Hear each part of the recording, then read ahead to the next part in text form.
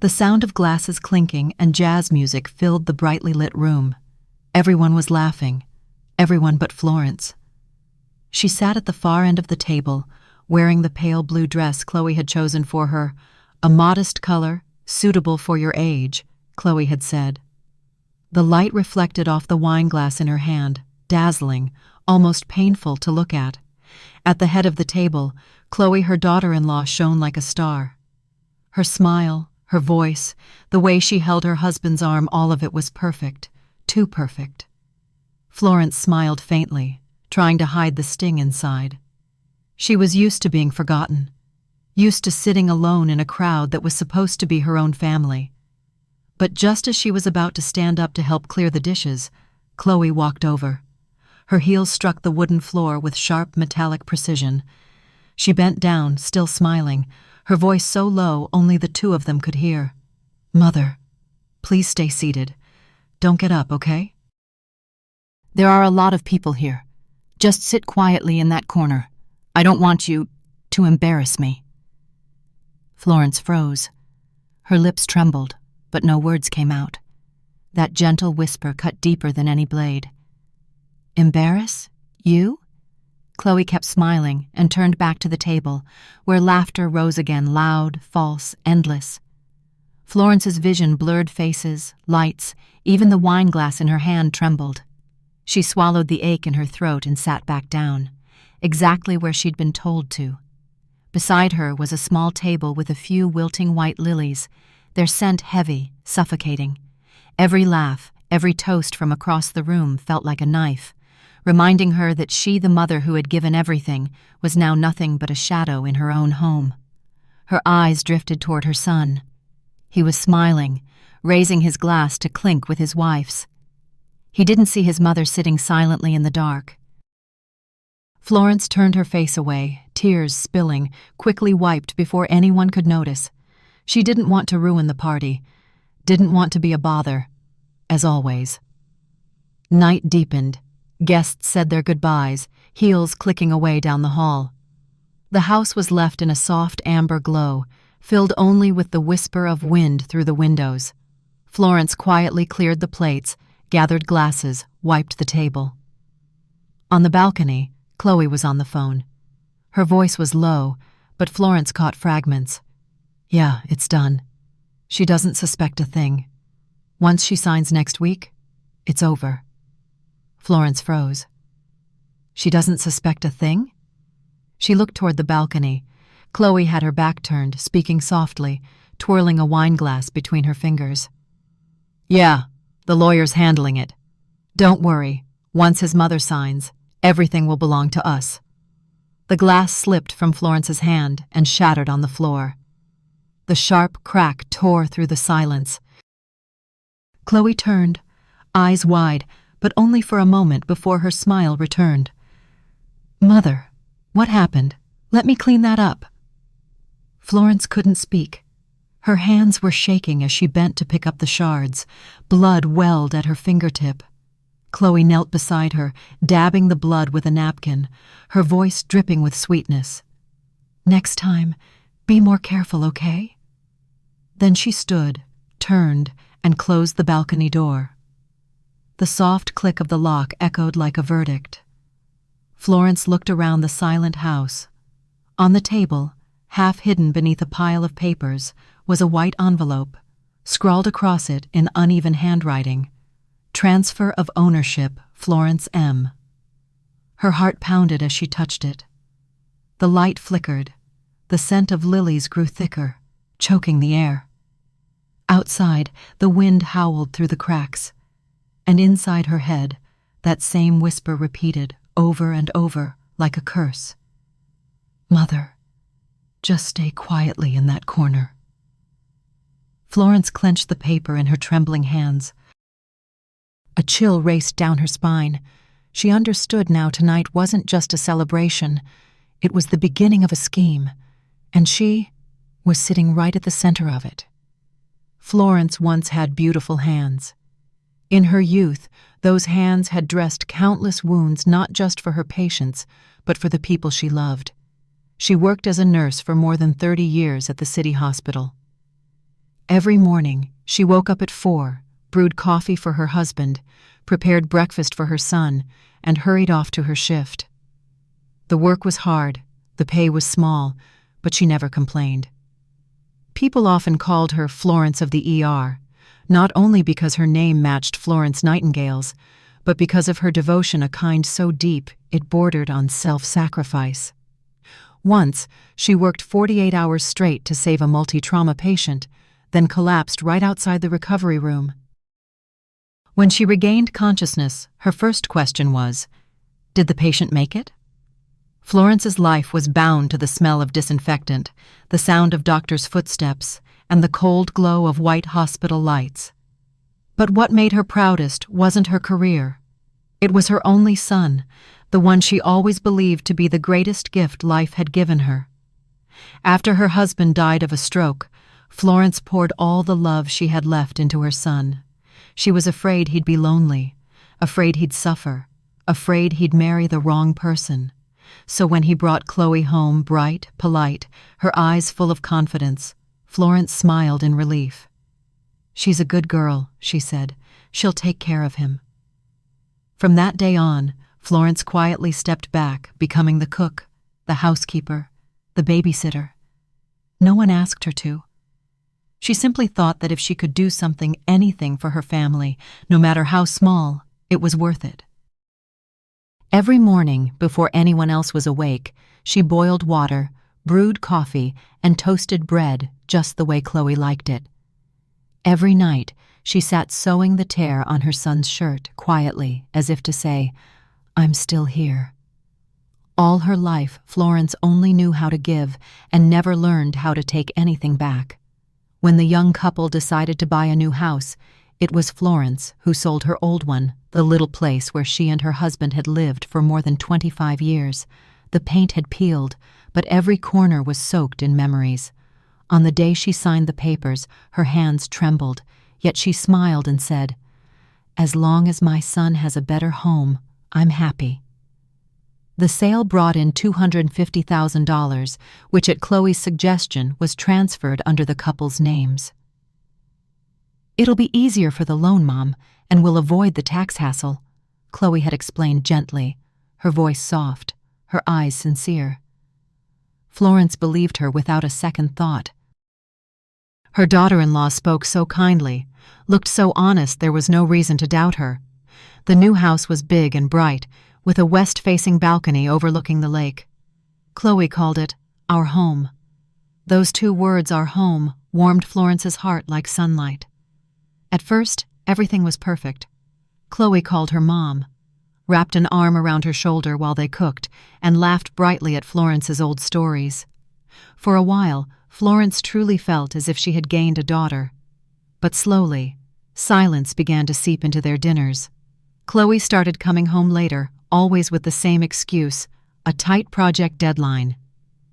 The laughter faded, replaced by the quiet sound of silverware on plates and the steady ticking of the clock. Florence didn't understand what was changing.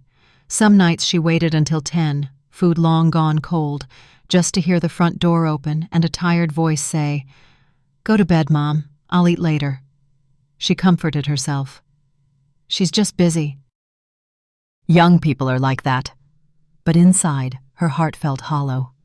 On the balcony, the lilies Florence had planted began to wilt under the harsh sun. She still watered them every morning, though no one seemed to notice anymore. Even her son, exhausted and distracted, spoke to her less and less. Now and then, he would simply ask, "You okay, Mom?" She'd nod, smile, and turn away so he wouldn't see her eyes glisten. Sometimes, love doesn't die in anger, it dies quietly, in the long silence that follows. One evening, Florence sat in the living room, listening to the soft patter of rain against the porch roof. On the table before her was a framed photo from her son's wedding, the young couple smiling brightly, hands entwined. She brushed her fingers over the glass, a vague ache of longing rising in her chest. It was 11 p.m. when Chloe finally came home, the air filled with a strong, unfamiliar perfume. She smiled and said, "You're still up, Mom." "I had a meeting." Florence nodded, asking gently, "Isn't it tiring coming home so late?" Without looking at her, Chloe replied, "I'm used to it." Then she walked into her room and closed the door. In that quiet moment, Florence realized there was now a wall between them, invisible, but high and cold. In the days that followed, Florence tried to bridge the gap, cooking Chloe's favorite dishes, folding her laundry, brewing Lily tea, but somehow every effort only seemed to push her daughter-in-law farther away. One afternoon, while tidying up, a sheet of paper fluttered down from Chloe's desk. Across the top, in bold letters, it read, "Property Transfer Agreement." At the bottom, her own name. Florence picked it up, her heart tightening. Just then, Chloe walked in and smiled. "Oh, that? Just a sample contract, Mom. It's for work, nothing to do with us." Her tone was light, her eyes calm, yet something in her smile made Florence uneasy. That night, she stepped out onto the balcony, staring at the lake shimmering with city lights. A strange feeling washed over her, as if something was coming. She didn't know what, only that the night wind felt colder than ever. And a few days later came the birthday party, the music, the lights, the clinking of glasses, and that soft, cutting whisper. "Mother, just stay in that corner." It became the moment that split Florence's life into before and after. Florence still remembered those winter mornings, as if they had just happened when the sky was still dark, rain tapping softly against the porch, and she was already awake. In the small kitchen, the only sounds were the click of the gas stove and the gentle bubbling of porridge. Back then, her son was only 10, frail, coughing often. The doctor had told her he needed a warm breakfast every morning, so for years Florence never once let him go to school on an empty stomach. She would sit by the pot, stirring slowly, eyes watching the rain outside the window. The dim yellow light cast a faint glow on her face, thin, tired, but kind. Sometimes tears slipped into the pot, and she didn't even notice. Those years, Florence worked the night shift as a nurse. By the time she got home, it was nearly 5 in the morning. She would change clothes, wash her hands, cook breakfast, then wake her son for school. She never complained, never told anyone. Her husband was a quiet factory worker, but a gentle man. Whenever he found her asleep at the table, he would silently pull a blanket over her shoulders and say nothing. One morning, her son asked, "Mom, why don't you ever sleep?" She smiled, brushed his hair, and said, "I do sleep while you're eating." It was a small joke, but one Florence remembered for the rest of her life. Because the truth was, in those days, the only thing keeping her alive was watching her son eat and smile. When her husband died, Florence stood motionless outside the white hospital room, her eyes empty. People said, "You're so strong." But they didn't know that for 3 nights straight, she sat alone on the porch, listening to the wind rustling through the dried chrysanthemums, her heart hollow as a pit. After that, Florence told herself she had to live for her son. She took extra shifts, worked longer hours, just to save enough to buy him a bicycle. The first time she saw him ride it around the yard, laughing, Florence stood in the kitchen with tears stinging her eyes. She never needed gifts. She never needed praise. All she needed was that smile, the only thing that made her life feel worth something. Years later, when her son got married, Florence stood in the middle of the wedding hall, surrounded by blessings, her heart full of joy. Chloe the bride was radiant, confident. She looked at Florence and said, "Don't worry, Mom. I'll take care of him for you." Florence nearly cried. She believed those words, believed them completely, the way a child believes their first promise. She had no idea that, in the years to come, that very promise would become the sharpest blade to pierce her heart. In the first years after the wedding, the house was filled with laughter. Chloe often called her Mom, in a voice as sweet as honey. "Mom, today I'll make your favorite chicken soup." Florence would smile, her heart fluttering like a girl hearing her own mother's voice. The two of them cooked side by side, one chopping vegetables, the other tasting and seasoning, chatting about old times as they worked. When her son came home from work, he'd wrap an arm around his wife's shoulders and laugh. "What are my two favorite women plotting now?" Chloe giggled. "Just a plan to keep you close, that's all." The words made Florence laugh so hard that tears filled her eyes, though she didn't know why. Maybe it was because happiness had come so suddenly, after all those years surrounded only by the smell of disinfectant and the hiss of ventilators in hospital rooms. In the evenings, the family watched movies together, Chloe resting her head on her husband's shoulder, Florence knitting quietly beside them. Sometimes Chloe would glance over and say, "Mom, I hope I can be as kind as you one day." Florence smiled softly. "Don't be too kind, dear. Kind people get hurt easily." Chloe just laughed. "But if I'm kind like you, everyone will love me." Back then, those words tasted like honey, and Florence believed every one of them. When Chloe became pregnant, Florence cared for her devotedly, cooking chicken porridge, massaging her back, washing baby clothes. She even gave up her volunteer work at the clinic just to stay home and help. Every night, she walked around the house checking the locks, the lights, the water heater. Only then could she rest. In her heart, she carried one simple wish. May my daughter-in-law be healthy, my grandchild safe, and my son happy. When the baby girl was born, Florence cried like rain as she held the tiny bundle in her arms. The skin was soft as mist, the scent of milk sweet, the faint breath warm and fragile. "Welcome to the world, little angel," she whispered. The baby opened her eyes, and in them Florence saw a shimmer of blessing. In those early months, the house was filled with the sound of infant cries and gentle lullabies. Florence stayed up through the nights, rocking the baby until dawn. Chloe slept deeply, exhausted after childbirth, while Florence brewed herself a cup of coffee and gazed out the window, calm as the morning wind. Some days she went to the supermarket and carefully chose each bag of flour, each box of milk, labeling them neatly for her daughter-in-law. She didn't want Chloe to worry about anything except resting. People who visited would say, "Florence is so lucky, such a sweet daughter-in-law," and Florence would just smile, that quiet smile of a woman who truly believed that happiness came from caring for others. During that time, everything seemed perfect. Every meal was warm and full, laughter echoed through the living room, and the lilies she planted bloomed bright on the balcony. But sometimes late at night, when everyone else was asleep, Florence would wake and sit listening to the ticking of the clock, an empty feeling rising inside her, one she couldn't quite name. Like someone who had spent too many years alone, now suddenly surrounded by peace, but unsure what to do with it.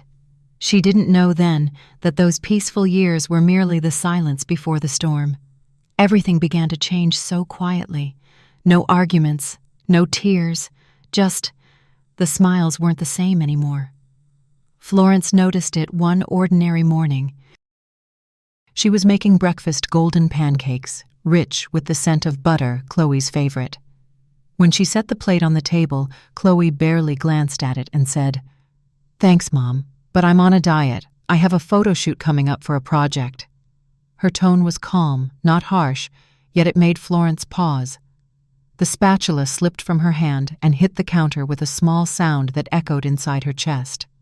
After that, Chloe often ate separately, using the excuse of needing quiet to focus on work.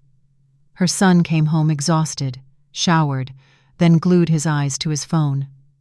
The house that once rang with laughter now held only the dry clinking of plates and chopsticks. Once, Florence asked softly, "Chloe, are you feeling tired lately? You've been so quiet." Without looking up, Chloe replied, "I'm fine, Mom. It's just work." Just work. Those two words became the familiar excuse, a thin but solid wall keeping Florence out of their world. Then came smaller things, subtle but sharp in her heart. Chloe changed her phone password. Whenever a message came in, she would quickly turn the screen face down. Florence wasn't a nosy person, but a mother's instinct made her chest tighten each time she saw it. One evening, while cleaning the living room, Florence found an expensive restaurant receipt in Chloe's purse. The date on it matched her son's birthday, the same day Chloe had said she was away on a business trip. Florence sat there for a long time, the thin piece of paper cold as a blade between her fingers.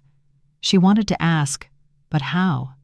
How could she tell her daughter-in-law she doubted her honesty when she'd spent her whole life giving, never confronting anyone? That night, Florence made chicken soup, her son's favorite since childhood, hoping it might bring the family together again. But when she carried the bowl to the table, her son only said, "Just leave it there, Mom. I'll eat later." And Chloe smiled faintly. "I'll skip dinner. Gotta keep my figure." Florence looked at them, and for the first time, she felt like she was standing between two strangers. The lights were still on, the TV still playing, but she knew that light was already fading. Later that night, she stepped onto the balcony. Half the lilies she'd planted had withered, petals scattered across the tiles, carried away by the wind.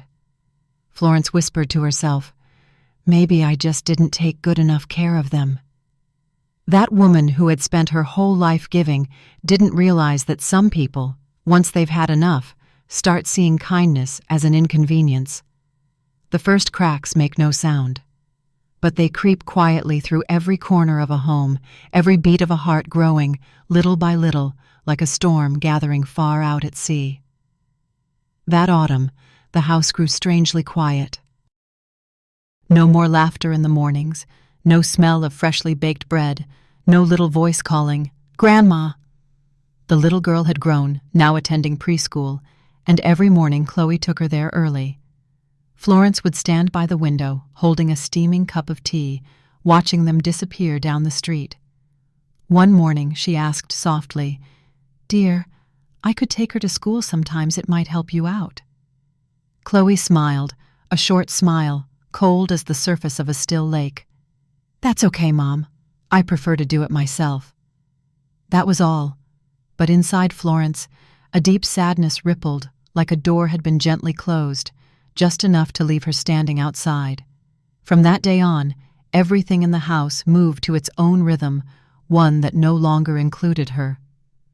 Chloe planned everything: meals, trips, schedules, but never asked Florence's opinion. Her son was buried in work, leaving early and coming home late. Florence's only conversations were with her own reflection in the window pane. One evening, as she sat knitting, she heard the muffled laughter of the couple behind their door. Soft voices, fragments of music, then quiet giggles. Florence smiled at first until she realized she was sitting alone in the dark living room. No one needed her anymore. When she cooked, Chloe would often come over, taste a spoonful, then gently set it down. "Mom, this is a little salty. I think we should cook in a more modern style." Her tone was polite, even kind, but something about it tightened Florence's chest. Over time, she cooked less and eventually stopped altogether. One afternoon, Florence overheard her son on the phone. "Yeah, Mom's home all the time. She must be bored, but I'm really busy, maybe later." She smiled faintly and swallowed the ache. No one knew that behind that half-closed door, a mother was quietly folding her son's shirt's clothes he probably didn't even remember wearing. Sometimes Chloe asked her to babysit, but always with a soft reminder, "Mom, make sure she eats on time. And no sweets, okay? I don't want her getting cavities." Her words floated lightly, but to Florence they sounded less like trust and more like a warning. One day, while reading, Florence overheard Chloe talking on the phone in the next room. "Yes, don't worry. She's harmless. She doesn't suspect anything. Everything's going according to plan." The words slipped through the crack of the door, quiet but sharp enough to make Florence look up. She? Was she talking about me? She tried to stand, but her heart pounded so fast she had to grip the chair for balance. The door closed, and silence returned, as if nothing had happened. Florence told herself, "Maybe I misheard." But inside her, a vague fear began to take root. In the nights that followed, she couldn't sleep. Every little sound in the house made her flinch. The dim yellow hallway light cast long, trembling shadows on the wall, the shadow of a kind mother who once was the center of everything, now pushed quietly to the edge. Florence looked toward the lilies on the balcony. Their leaves had turned yellow. She touched one. A petal came loose and crumbled in her hand, just like her slowly fading away in the very house she had spent her whole life building. Night fell slowly, the wind slipping through the cracks in the door, carrying dampness and the sound of leaves brushing against the wall. Florence sat alone in the living room, a wool blanket draped over her knees, her hands clasped tightly together. On the table, candlelight flickered over old photographs, each face, each smile now distant. A picture from her son's 10th birthday, the boy grinning, holding his old bicycle, while she stood behind him, her hand on his shoulder. Another from his wedding, Chloe radiant, Florence beside her, holding a bouquet of white lilies. Every photograph had her in it, but always in the corner. Always the corner. Just like her place in their lives, small, quiet, and easy to forget. Florence opened a drawer and took out an old notebook. Its cover was worn, its edges yellowed. Inside were neat but slightly trembling lines written in blue ink. June raining. My son got his first A. October, bought a warm coat for my husband. December, Chloe cooked her first soup, surprisingly delicious. Each note was a fragment of time, simple, but holding an entire life. Florence turned the pages, her vision blurring. For so many years she had lived like this, recording every small happiness, but forgetting that she herself had never written a single line for her own life. She stood up slowly and walked toward the window. Outside, the streetlight spilled in, casting her shadow on the wall, thin, small, trembling. Florence looked down at her hands. Her fingers were bent, calloused from years of working, of carrying children, of washing clothes, of cooking meals, hands that had once healed so many people, now unable to heal her own heart. Laughter drifted from the next room. Chloe was on the phone with someone, her voice soft, sweet, tinged with secrecy. Florence felt her heart tighten, like an old string pulled too taut. She told herself, "Don't think about it, Florence. Your daughter-in-law doesn't mean anything by it." But even she no longer believed her own words. When the clock struck midnight, Florence blew out the candle. The room darkened, leaving only moonlight slipping through the curtain, touching her face. In the dim glow, tears rolled down silently, not out of anger, but out of pity for herself. She remembered her years at the hospital, where every life she saved mattered, where thank you echoed daily. There, Florence had been necessary. Here in the house that had once been her dream, she was only a decoration slowly being pushed aside. She whispered to herself, "Florence, people can only keep giving if someone actually wants to keep it." Her words dissolved into the darkness. Outside, rain began to fall, pattering softly like the house's own sigh. Florence turned to look at the photograph on the table, the birthday picture of her son, back when the family still laughed for real. She smiled a weary smile, but gentle all the same. No one knew that only a few days later, the fateful party would come. The place where she would hear that whisper, the opening line of her nightmare. After that rainy night, Florence began to notice things she'd once ignored. The house no longer felt familiar. Every small sound made her flinch. Some nights, she woke in the middle of the night to the faint click-clack of keyboard keys coming from the living room. At first, she thought her son was working late. But when she stepped out, only one small lamp was on, and the person sitting before the laptop was Chloe. The cold blue glow of the screen lit Chloe's face, calm, focused, almost frighteningly so.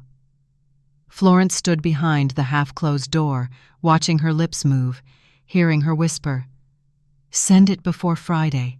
If not, the plan will be exposed. Florence froze. The plan? What plan? Chloe hit send, closed the laptop, and stood up. Florence rushed back to her room, pretending to sleep, her heart pounding as if she were the one caught doing something wrong. The next morning, Chloe was smiling as usual. "Would you like tea or coffee, Mom?" Her tone was gentle, polite, just as always. Florence murmured, "Tea is fine, dear." But her hand trembled, spilling a few drops onto the table. She told herself, it must be work, nothing else. But inside, a seed of doubt had already been planted. That night, sleep wouldn't come. Through the crack of her door, Florence saw the faint blue light flickering again in the living room. The sound of typing. A mouse click. Whispers. Near dawn, she finally gathered her courage and stepped out. Chloe was gone.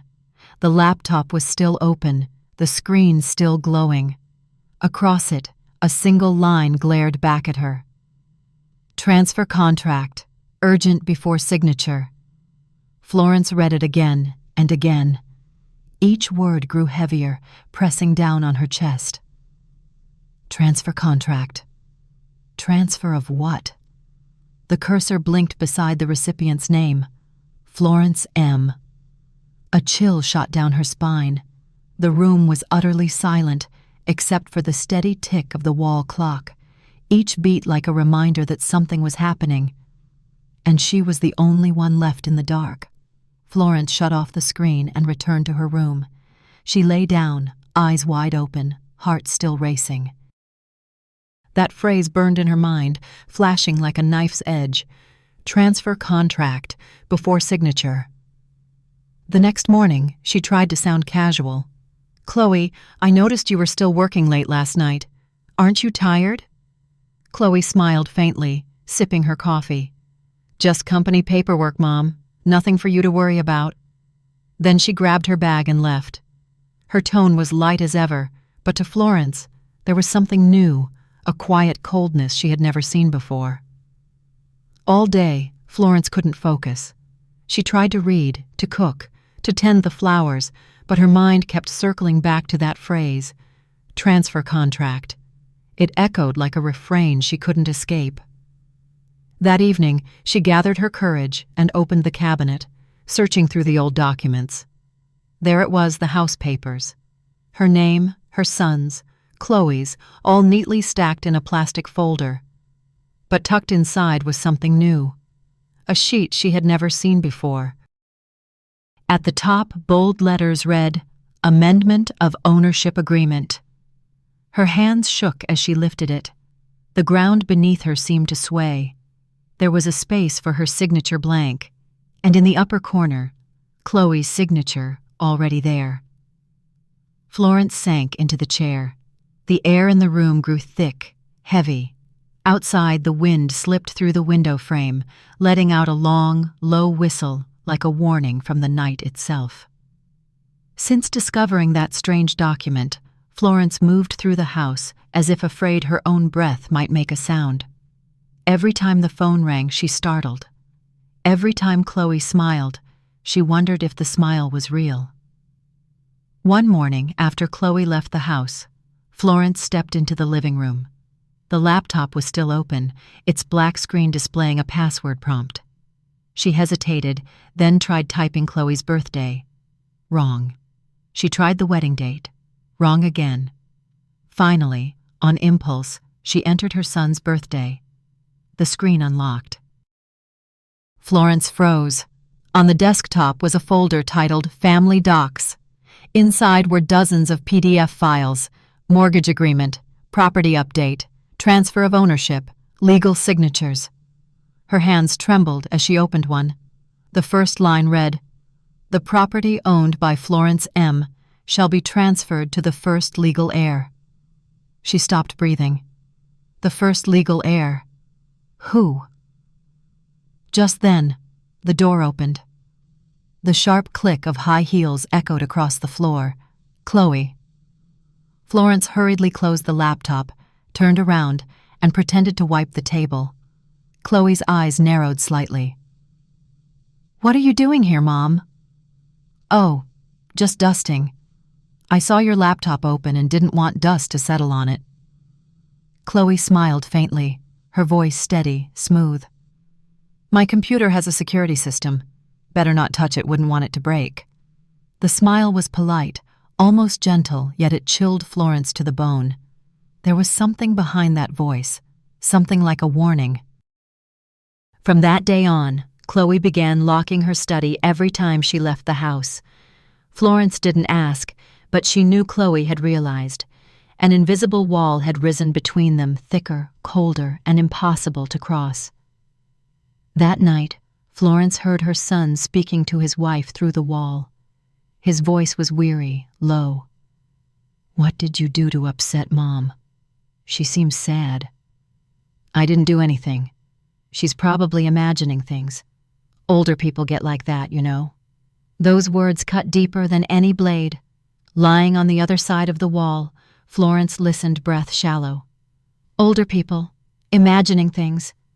So that was what she was, now a burden. But Florence didn't cry anymore. Instead, she watched. Every time Chloe made a phone call, Florence studied her voice, her eyes, the way she held the phone. Chloe always turned her back to the window, always spoke in a whisper, and always ended the call the same way. "Don't text me. Only call when I'm alone." One afternoon, as Florence was folding laundry, she heard a message tone. Chloe's phone was on the sofa. The screen lit up for just a second before fading. But that second was enough for Florence to read the line. "Don't let her suspect anything. We're almost done." Florence stood frozen, barely breathing. Those few words struck her like a spark in dry straw, igniting a slow, growing fear. Almost done. What did that mean? That night, Florence opened her drawer and took out the old notebook. For the first time in her life, she didn't write about happy things. She wrote about the signs. Day 5 found transfer document. Day 7 message said the old lady. Day 10, Chloe locked her room. The handwriting was shaky, uneven, but each line cut deeper into the truth she still couldn't name. She set the pen down and looked around the silent house. The home she had built with her life's savings now felt like an empty box, filled with other people's secrets. Out on the balcony, the lilies had bloomed late white, almost ghostly. Florence whispered to herself, "If something really is about to happen, this old woman needs to know first." That night, the wind howled.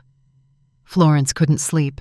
The draft slipping through the window sounded like someone whispering right beside her ear. Rain began to fall. Lightning flashed, flooding the walls with pale light, making the whole room tremble. She sat up, pulled on her robe, and stepped into the hallway. From the living room, a faint glow spilled through the crack of the door, a thin, flickering strip of light. It was Chloe, again. Florence moved quietly closer. The door was left slightly ajar, just enough for her to see Chloe sitting with her back turned, phone pressed to her ear. Her voice was low, careful, but every word was clear. "Yes, the contract will be signed this week. Go ahead and prepare the transfer. Once it's done, the old woman won't have any rights left." Florence froze. The old woman. Again. There was no doubt now they were talking about her. Chloe paused for a moment, then spoke again, her voice soft as silk. "Don't worry. I've already handled her son. He suspects nothing. Still thinks his mother willingly gave them the house and the money. And if anything goes wrong, I've got a copy of her signature, the last thing we need." A flash of lightning illuminated Chloe's face just then. In that instant, Florence saw someone completely different. Eyes cold, lips curved in a cruel smile. She staggered back, hand over her mouth, heart pounding wildly. A dizzy spell hit her. She had to brace herself against the wall. Rain hammered the roof, loud and relentless. Florence tried to return to her room, but her trembling foot hit a loose floorboard creak. Chloe turned. Her gaze darted toward the hallway. "Mother, you're awake?" Her voice was gentle, but something in it was sharp enough to cut. Florence forced a weak smile. I was just getting a drink of water. It's pouring outside, Mom. You should get some rest before you catch a cold." Her tone was light, but the look in her eyes made Florence's breath catch. Florence went back to her room, closed the door, and collapsed into a chair. Her hands shook. Her heart raced. Thoughts spiraled through her mind. Transfer. Fake signature. Contract. Then she remembered the small silver USB drive that Chloe always kept on her desk, the one she never touched. Now, Florence knew whatever truth there was, it was inside that little device. The next morning, after everyone left, she slipped into Chloe's room. Everything was unnervingly neat, not a speck of dust, not a thing out of place. There it was, the USB lying next to a stack of old files.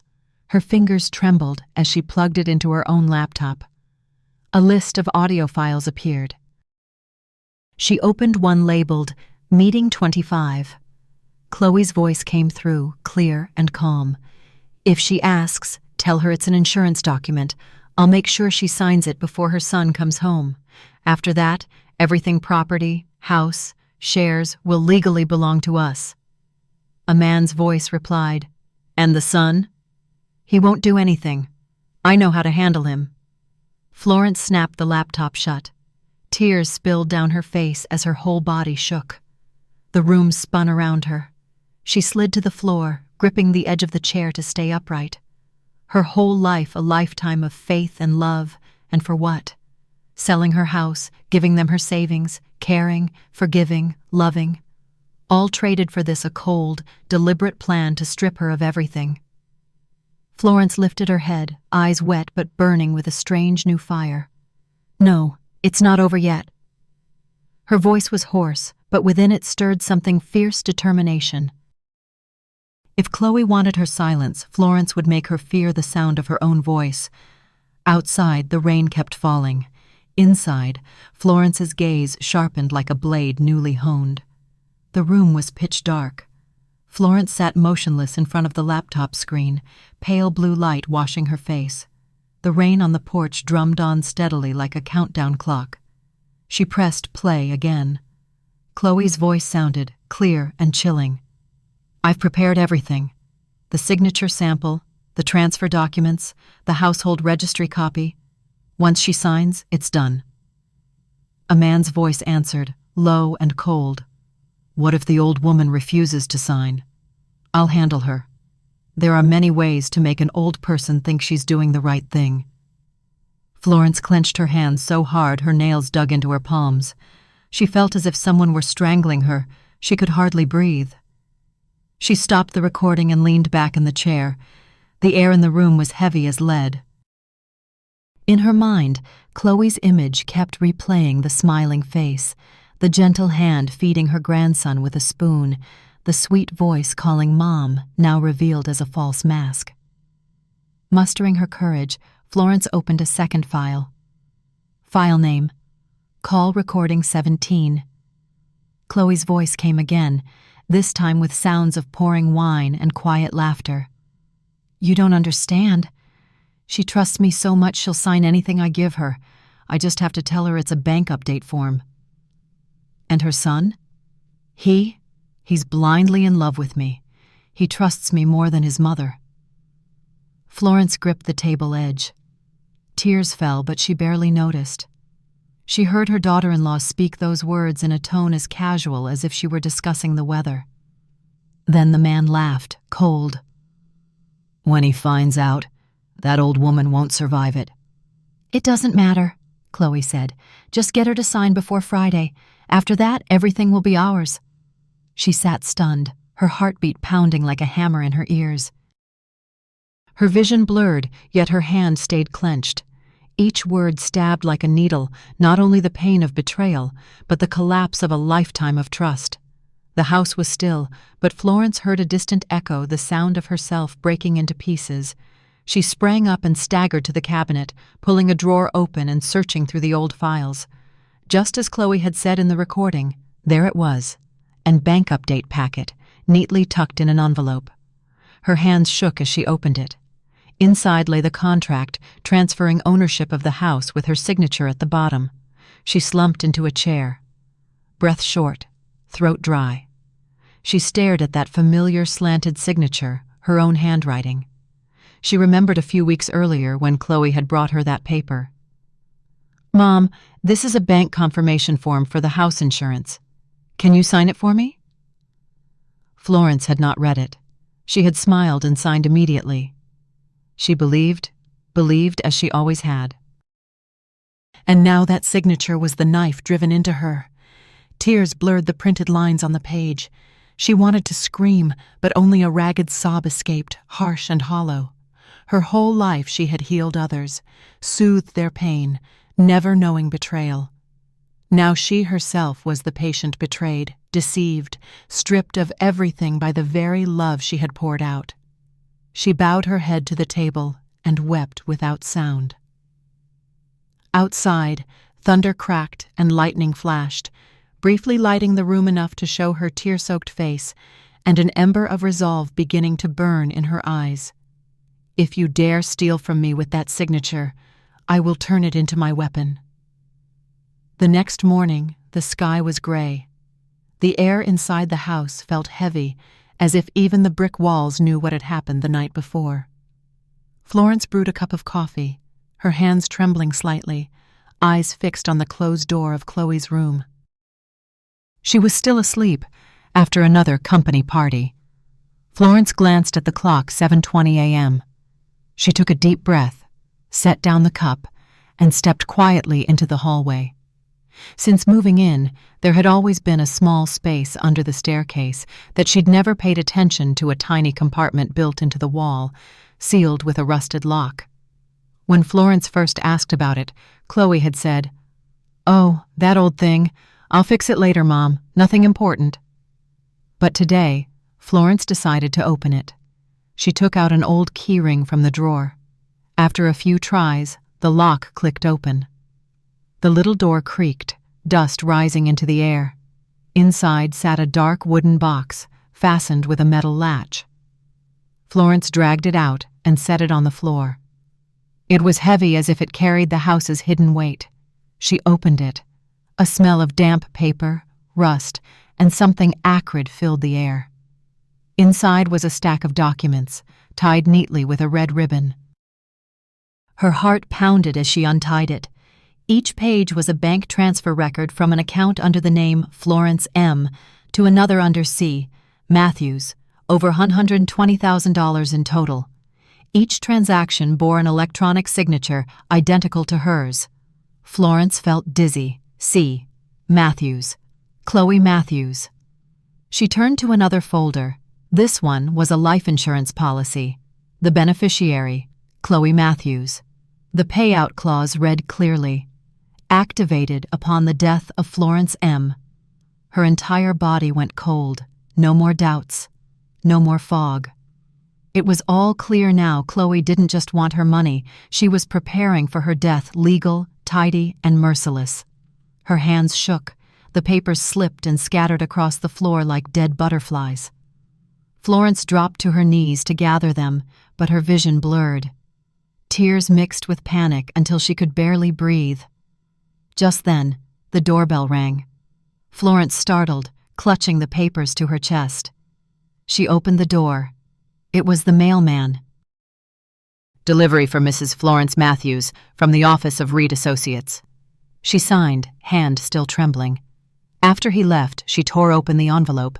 Inside was a formal notice, a confirmation of an additional contract signing, scheduled for Friday, exactly as mentioned in the recording. At the bottom corner was Chloe's signature. Florence sank into a chair. The world seemed to spin. Friday. Only 3 days left. Images flashed through her mind. The sweet smile. The words, "Mother, just stay in that corner." The forged contracts, the USB, and now the wooden box filled with damning proof.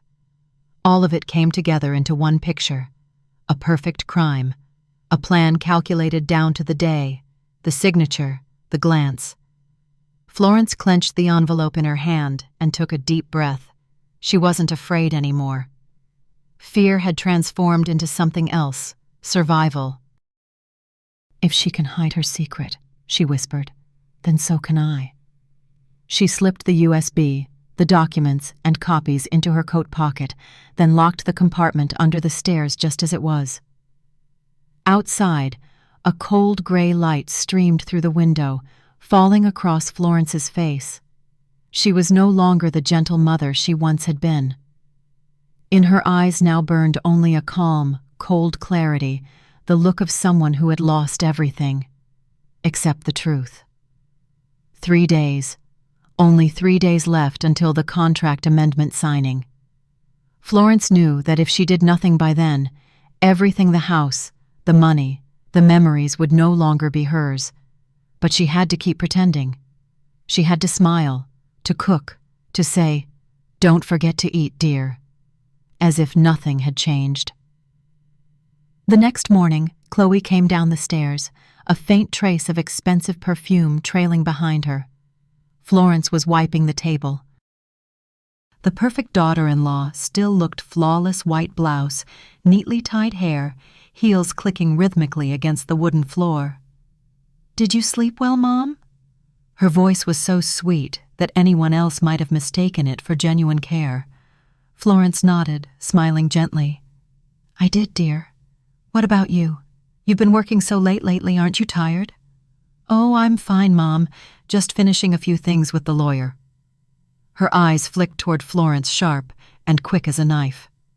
Florence could hear her heartbeat thundering in her ears. The word lawyer made her want to scream, but she smiled instead, keeping her voice calm and soft. "That's good. I just hope you get a little rest." Chloe poured herself some coffee, kissed her daughter on the cheek, and left. When the door closed, Florence dropped the rag and collapsed into a chair. She didn't know how she had survived that conversation without breaking. That afternoon, she went to a nearby store and bought a new USB drive. On the way home, she stopped by a cafe that offered printing services. With trembling hands, she printed every document from the old USB Chloe's recordings, the transfer papers, the bank contracts. The clerk glanced at her curiously, but Florence just smiled faintly. "I need to keep some family memories." No one knew those memories were the lifeline of a mother on the edge of betrayal. She placed everything into a thick envelope, sealed it tight, and scrawled across the front, "To be opened if anything happens to me." That night, Florence hid the envelope beneath a loose floorboard under her bed, a place no one ever looked. Then she sat by the window, watching the city lights shimmer on the lake's surface. Across the water, Chloe's room was brightly lit, her laughter soft but sharp through the thin wall. That laughter made Florence's heart twist quietly, painfully. The next day, Florence went about everything as usual. She cooked breakfast, tidied rooms, folded her son's shirts. He still didn't know. Every time she looked at him, wanting to tell him the truth, her throat closed up.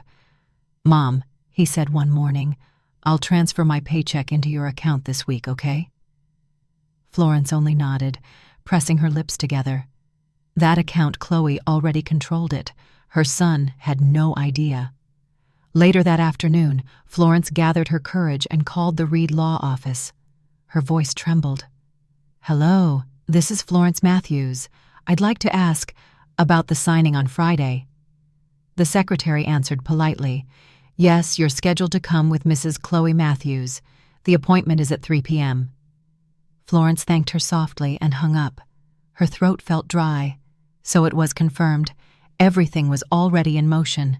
She looked at the clock, only 2 days left. That night, when everyone was asleep, Florence turned on the small lamp and opened her notebook.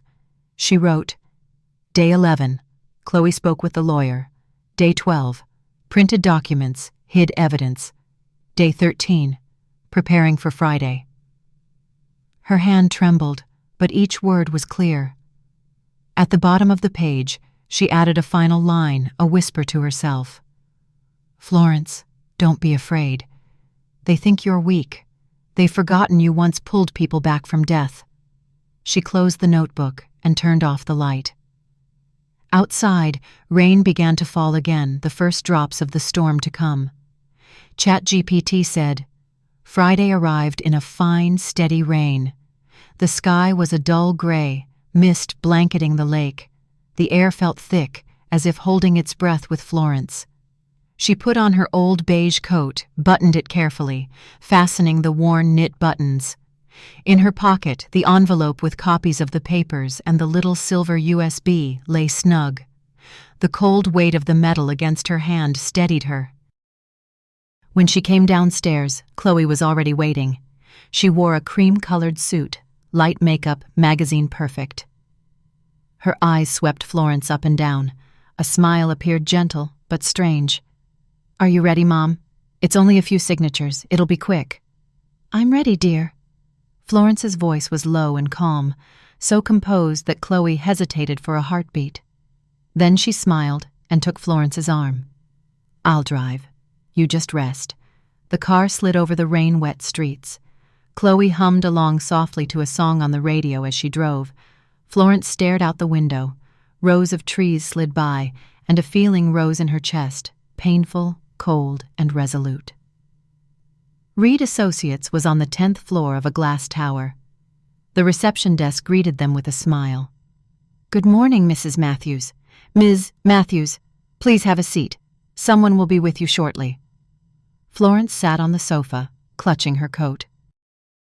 Chloe fussed with her hair, checked her reflection in her phone, lips curving in a confident, practiced smile, pulse steady, everything under control.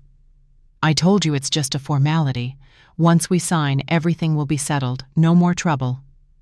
"Yes, I understand," Florence said, her eyes fixed and unblinking. Chloe didn't notice. A moment later, the assistant opened the door and invited them into the lawyer's office. The room smelled of oak and fresh paper, solemn and official. Mr. Reed stood to shake hands. "Good to see you again, Mrs. Florence." "Thank you. I just need to sign, correct?" Chloe cut in. "Yes, just an update to joint ownership." She gave Mr. Reed a discreet look. He nodded and opened the file. Florence sat, hands on the table, eyes scanning the dense printed text. Everything looked legitimate and tidy, as if she were signing of her own free will. Then she calmly reached into her coat and set another envelope on the table. "Before we sign, I have some documents to add." Chloe's brow flickered. "Mom, that's not—" "It is," Florence interrupted, her voice low and steady enough to chill the room.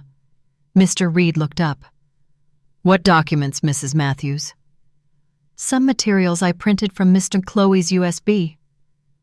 The air in the room seemed to freeze. Chloe went pale. Her mouth opened, but no sound came out. Florence placed the silver USB beside the envelope. "There are recordings and forged contracts showing my signature. I think you should hear them before we proceed with this signing." Mr. Reed shifted, uncomfortable. He turned to Chloe. She forced a smile, her voice trembling. "What are you saying, Mom? You must be mistaken. That USB—" "No, dear," Florence cut in. "I am not mistaken." She leaned forward and looked Chloe straight in the eye. In those eyes, there was no fear, only a clear, terrible resolve. Mr. Reed switched on his computer and plugged in the USB. A recording played. Chloe's voice, cold and calculating, filled the office. "Once she signs, the entire house will belong to us." Each word was sharp as a blade. The room fell silent. Chloe sprang to her feet. "This is fabrication. Someone has edited this. Enough!" Florence slammed the table. Her voice rang out, powerful and unwavering. "All my life I trusted you. Now I want to ask you one thing, Chloe. Why?" Chloe stood, stunned, unable to answer.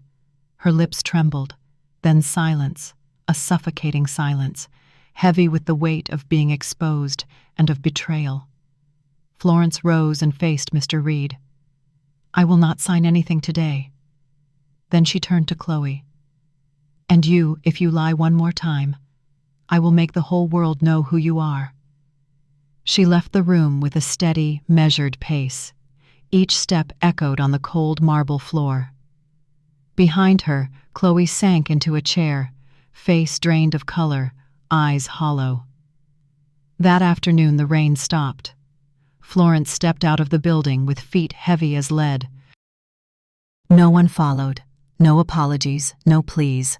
Only the wind whining through the trees and a chill slipping through her coat. She walked along the long road, the envelope still clutched in her hand. Each step sent a small tremor through her. She had never felt so exhausted, not from the body, but as if her spirit had been drained dry. When she reached home, sunset poured a fiery red across the window. Everything inside was unnaturally quiet. No voices, no TV, only an empty hush. Florence went into the kitchen. On the table, a cup of tea still steamed. Beside it lay her son's phone, forgotten, its screen lit with a new message. She meant to call him to fetch it, but her eyes slid over the notification. Her heart stopped. The message came from C. Matthews. It read, "Everything's ruined. She knows. Delete the scheduled transfer." Florence stood frozen. Delete the scheduled transfer. It was him, her son, not that man, not the lawyer. Her own son. Her hand slackened. The phone slipped from her fingers and clicked on the table like a cold verdict. The house fell utterly silent, but inside Florence it was a roar. No, this couldn't be. Not her son. She opened the call log with trembling fingers. The most recent calls from Chloe weren't to an office number but to her son's. Calls stretched long into the night hours when Florence had assumed they were both asleep in their separate rooms. She played the voicemail left the day before. Chloe's voice came through, small but unmistakable. "Everything's almost done. Just keep his mother calm. After she signs, I'll transfer everything to you. Don't let her suspect anything." The words fell like a blade. Florence staggered back against a chair, nearly collapsing. It wasn't only her daughter-in-law. Her son, the only child she'd raised with sweat and tears, was part of it too. The same plot. The same performance. Memories crashed over her. His childhood laughter, the spoonfuls of porridge she'd fed him, nights she returned exhausted from a shift to cook for him. They all rose and then shattered. Florence gripped the edge of the table. Her breath came in ragged bursts. The room spun. She wanted to scream, to smash, to demand, "Why?" But only a hoarse whisper escaped. "My son, my boy." A single tear fell to the wooden floor and made a tiny, echoing sound. She sat down, covering her face with her hands. Outside, the rain began again.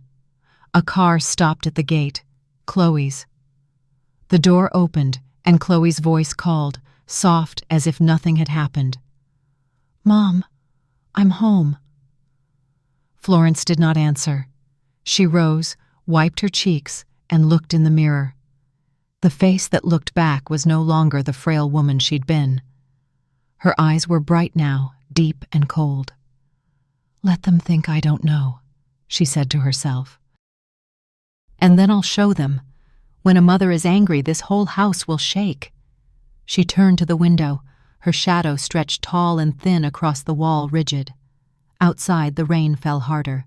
Inside, the clock struck 6, the hour when the betrayal had come to pass.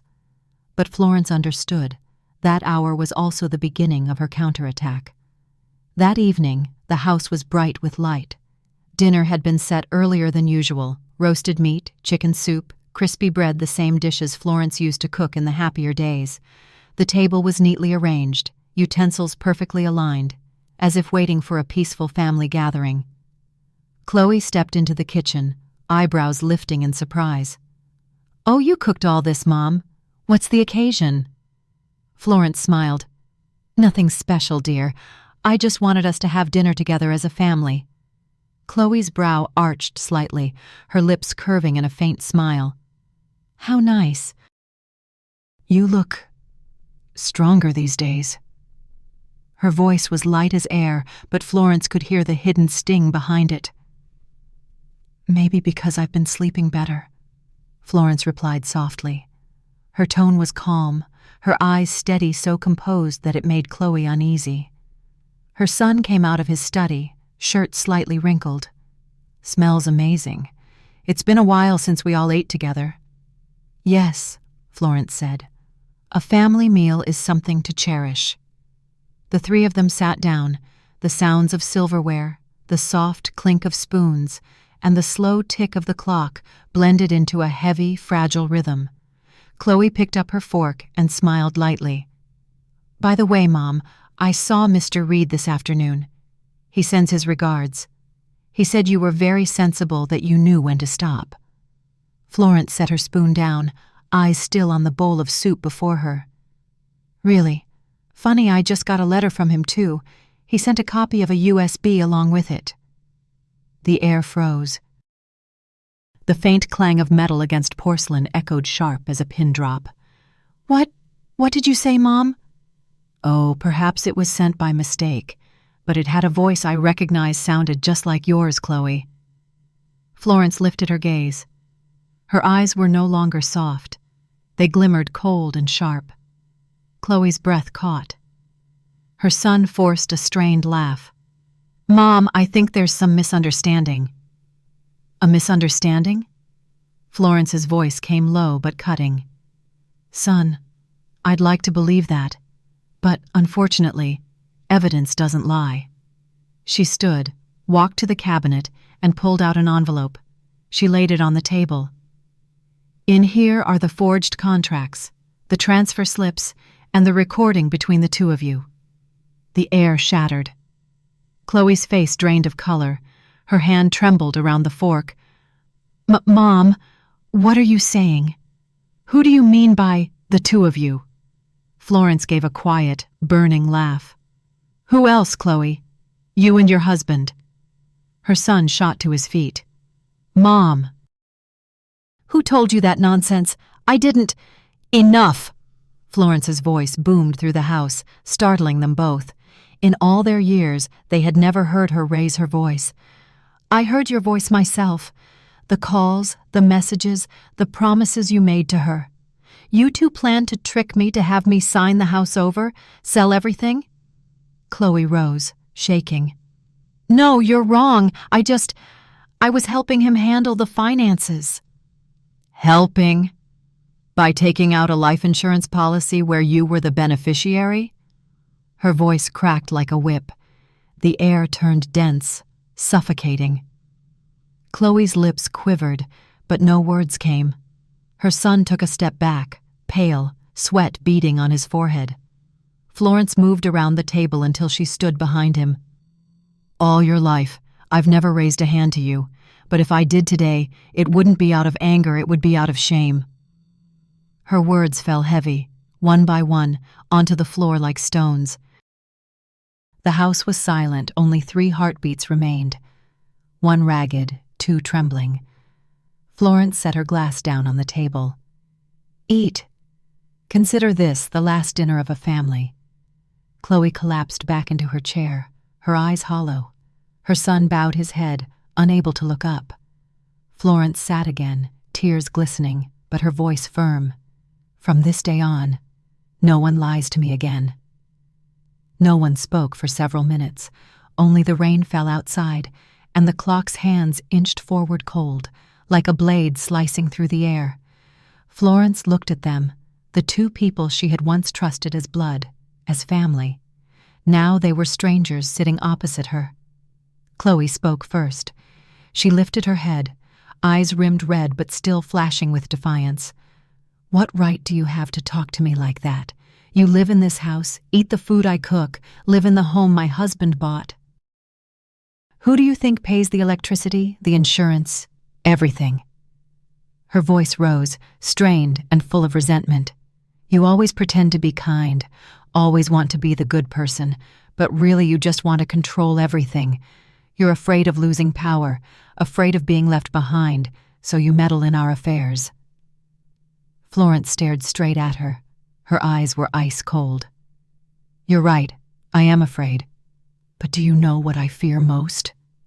What? Chloe snapped. I fear this very moment, the moment a mother realizes she raised a demon. The words landed like an invisible slap. Chloe froze, her face draining of color. Her son then collapsed to his knees, hands clasped, voice trembling. Mom, I beg you. I didn't know anything. I only followed Chloe. She said it would make you feel secure. It was an investment for the future. Florence looked down at him with a mixture of pity and contempt. An investment? You used my signature to transfer all our assets to your wife, and you call it an investment? Son, I once pulled people back from death, but I cannot save a child who has sold his own soul. He bowed his head, voice breaking. I was wrong. Mom, I was wrong. Florence closed her eyes.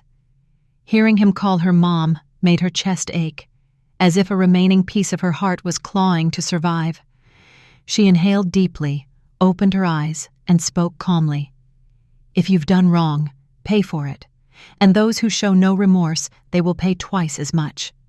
She turned to Chloe. Do you have anything left to say? Chloe rose, a faint smile on her lips, the smile of someone who knows she's lost, but tries to drag others down with her. Do you think you've won? All you have in life is this house.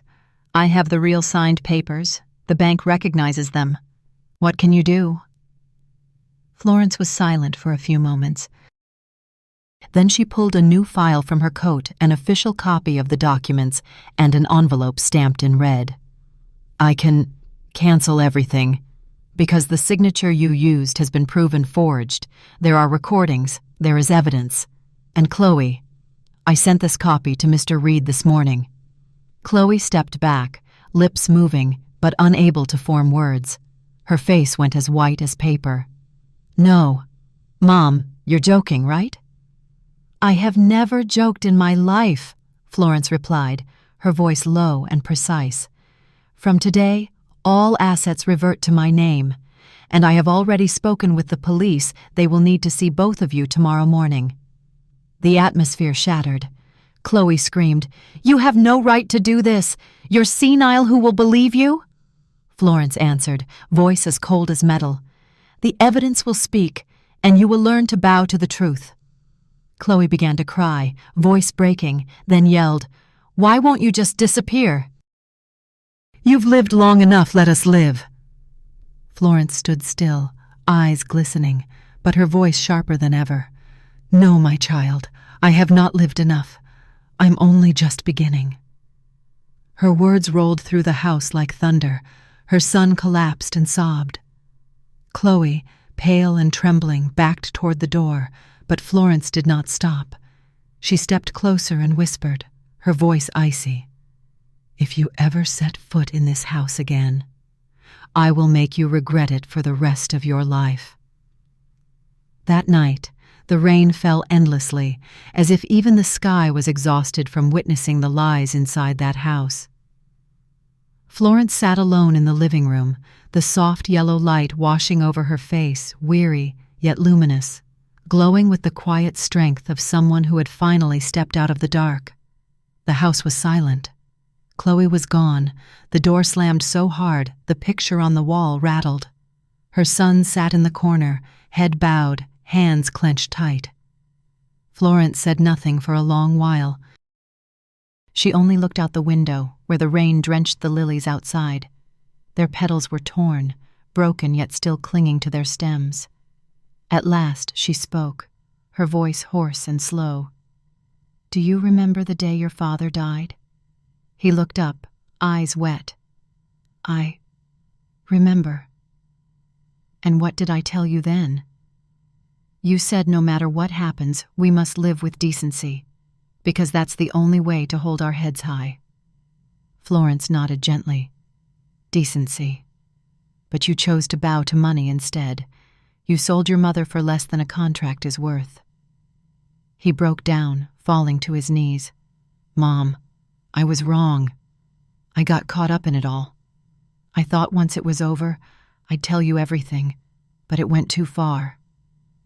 Florence looked at him, tears streaming down her face, but her voice steady. "Your mistake wasn't signing. It was letting someone else teach you how to betray your own blood." She stood, taking her coat, and placed a hand softly on his shoulder. "I forgive you, but I won't forget." "I forgive because you are still the child I gave birth to. I don't forget because you made me lose faith in the holiest thing of all." He bowed his head, shoulders trembling. Florence turned away, not looking back. She walked toward the staircase and paused before the family photo on the wall. The picture was old, yellowed, but in it the eyes of a younger woman who once believed in love and goodness still shone bright.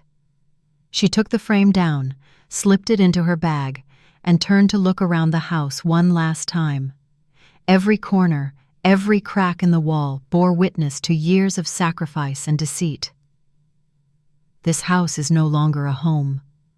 Her voice was soft, but final. She opened the door. A gust of cold wind rushed in, carrying with it the scent of rain, earth, and pain. Behind her, her son called out, voice breaking, "Mom, where are you going?" "To live," Florence said calmly, "to find myself again before I die." She stepped out, not once looking back. Rain soaked her coat, but she didn't cover herself. Those shoulders, once bent from the weight of love and duty, now stood straight and firm. At the gate, she stopped.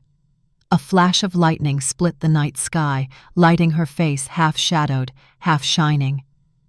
"From now on," she whispered, "no one will ever make me sit in the corner again." She smiled a small, proud smile and walked away, fading into the curtain of rain, leaving behind only the steady sound of her footsteps, the footsteps of a woman once betrayed, but never broken. The next morning, the rain had stopped. The sky was a dull silver, no sunlight, yet Florence felt a strange brightness inside her. She pulled her suitcase across the small room of the modest house she had rented on the edge of town. The place was simple, chipped white walls, creaking wooden windows, but it was clean and quiet. For the first time in years, silence no longer felt like a threat. It felt like freedom. She brewed a cup of tea and sat by the window, watching the trees still glistening with dew. A bus rumbled past. People walked by, talking, laughing. No one knew her name. No one looked at her with pity. No one whispered, "That poor mother who was deceived by her daughter-in-law." Here, Florence was simply a 62-year-old woman beginning again. She picked up her old phone and scrolled through the contacts. Her son's name appeared, but she didn't press it. Instead, she tapped another one, Mr. Dalton, attorney. A kind, calm man she'd found through a referral from Reed's office, someone who didn't know how fragile she once was. The call lasted 10 minutes. "Yes, I'd like to revise my will," Florence said, her voice steady. "I want everything transferred back to my name and to set up a foundation for orphaned children." "No, my son doesn't need to approve it. This is my legal property, and I intend to use it for something right." Her tone didn't waver once. When she hung up, Florence leaned back in her chair and took a long, deep breath. The warm scent of ginger tea filled the air, sharp, sweet, alive. Perhaps for the first time in years, she could smell freedom. At noon, she went out to buy a few things. The small corner shop was run by a cheerful young woman who greeted her brightly. "You just moved here, ma'am. It's a peaceful neighborhood." "That's all I need, peace," Florence smiled. The girl packed her items, then asked curiously, "Do you live alone? Isn't it lonely?" "No," Florence replied softly, her gaze calm. "Loneliness begins when you live with people who hurt you. Being alone, that's when healing starts." The girl froze, then smiled back, quietly. She didn't ask more. Florence stepped out into the narrow street. The wind brushed through her silver hair. People hurried past, cars hummed, the city pulsed with life, yet she felt the world open wide before her. No more corners. No more voices telling her to sit still, only the road and her own 2 feet walking, steady, forward. As dusk fell, Florence placed the old family photo on the table, the one she had taken before she left the house.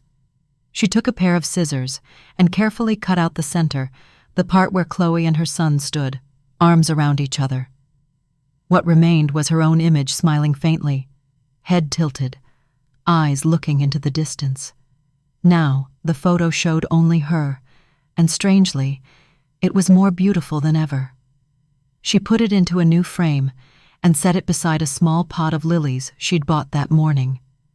The buds were still closed, pale green, trembling slightly under the evening light. Florence brushed her fingers against a leaf and whispered, "Grow. Don't be afraid." The wind drifted in through the open window, carrying the scent of old rain and damp earth. She smiled. No more anger, no more fear. Only one thing remained, the quiet will to live, finally, for herself. The next morning, the sky was clear after the long rain. The first rays of sunlight slipped through the window, spreading across the wooden table where Florence sat, sorting through her papers. On the table rested a steaming cup of tea, a neatly stacked pile of signed documents, and a thick envelope sealed with the red insignia of Dalton Associates Law Office. Inside that envelope was her new will brief, precise, unadorned. All of her assets would go to the Lilly Foundation, a small charity dedicated to helping women who had suffered from abuse and financial betrayal. Florence no longer wanted anyone to inherit her pain. She wanted to turn it into something that could keep others from being hurt the same way. She set the pen down and signed her name one last time. The strokes were slow but firm, a clean line closing an old chapter. Florence M. Just 2 words, but this time they were the signature of freedom. By noon, Florence was at the law office to finalize everything. The room was bright and quiet, the hum of the printer steady and soft. Mr. Dalton handed her a certified copy, speaking gently. "Everything's complete, Mrs. Matthews. From today on, your assets, your rights, and your life belong to you alone." Florence smiled and nodded. "Good. It's taken me far too long to understand something that simple." On her way home, she stopped by a small bookstore.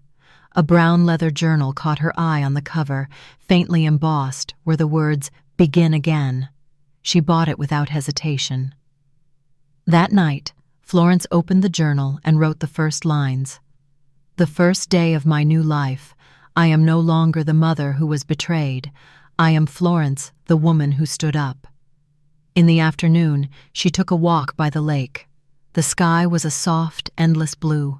The water lay still, glittering with sunlight. People jogged, laughed. Children chased each other down the path. Florence walked slowly, brushing her fingers over the wild flowers that lined the shore. Tiny, fragile blossoms, yet each one lifted its face toward the sun. Just like her. A late bloom, but a bloom nonetheless alive after the storm. She sat on a wooden bench by the lake and opened her phone. A new message blinked on the screen from her son. "Mom, I'm sorry. I want to see you. Just once." Florence looked at the message for a long time. She typed a few words, erased them, then finally sent one simple line. "When you learn how to live with decency, I won't have to hide from you anymore." She turned off the phone. The surface of the lake shimmered beneath the evening sun, and for the first time, Florence felt peace in her heart. That night, back home, she paused in front of the mirror. The woman staring back had silver hair and dark circles beneath her eyes, but her gaze was steady, kind, and full of quiet strength. Florence traced a wrinkle along her cheek and smiled. Goodbye to the one who was afraid. From now on, only the one who stands tall remains. She lit a small candle and set it beside the photo she had cut, the one that showed only her, smiling against a white background. The flame flickered softly, reflected in the mirror, illuminating her face serene, strong, alive. In the stillness, Florence whispered half a vow, half a prayer. "Tomorrow, I will start to live truly." Outside the window, the night breeze stirred the curtain, carrying in the faint scent of newly opened lilies. That fragrance, gentle, sweet, yet strong, drifted through the room, a quiet promise of a new beginning. 3 weeks had passed since Florence left the old house. Life, it seemed, had settled back into rhythm. She woke early, drank tea, read her books, and every afternoon took her quiet walks along the sun-dappled street. Her face had grown thinner, but her eyes were brighter than ever, lit with the calm of someone who had relearned how to breathe, how to live, how to smile. Each night, she lit a small candle before the picture of the lilies and wrote a few lines in her brown leather journal. Day 22. I'm still at peace. Day 23. It rained today, but I didn't feel sad. And so the days went by. Florence began to believe the past had finally gone to sleep. Until day 24. That afternoon, the rain returned. She was folding laundry when a knock came at the door.